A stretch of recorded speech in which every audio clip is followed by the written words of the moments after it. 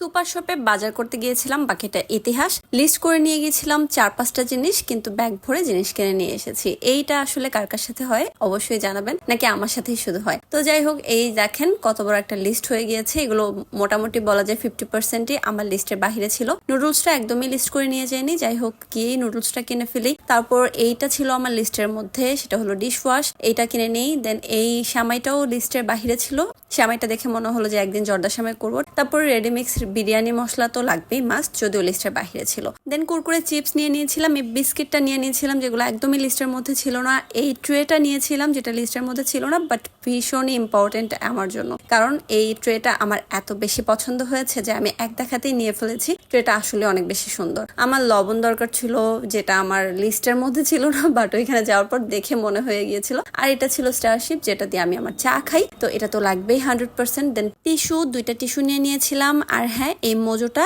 এটা একদমই লিস্টের বাহিরে, তবে এইটা আমাদের লাগে সবসময়। তেল নিয়ে নিয়েছিলাম, তেলটা তো লাগবেই সংসারের জন্য।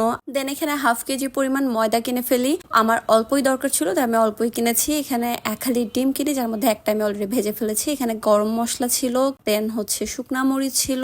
তারপর যেটা ছিল সেটা খুব ইম্পর্টেন্ট, সেটা হচ্ছে চাল। আর চাল আমি অল্পই সবসময় কিনি। কেন কিনি এত কিছু বলতে গেলে ভিডিওটা অনেক বড় হয়ে যাবে। পরবর্তীতে আবার আমি এই চিনিটাও কিনি। দেন হচ্ছে ভিনেগার কিনি, যেহেতু এখন অনেক রকমের আচার বানাতে হবে, ভিনেগার তো মাস্ট লাগবে। তো আমার আজকে ভিডিওটা এখানেই শেষ করছি। দেখা হয়ে যাবে পরবর্তী ভিডিওটা। ভালো লাগলে আমার পেজটাকে ফলো করবেন। আল্লাহ হাফেজ।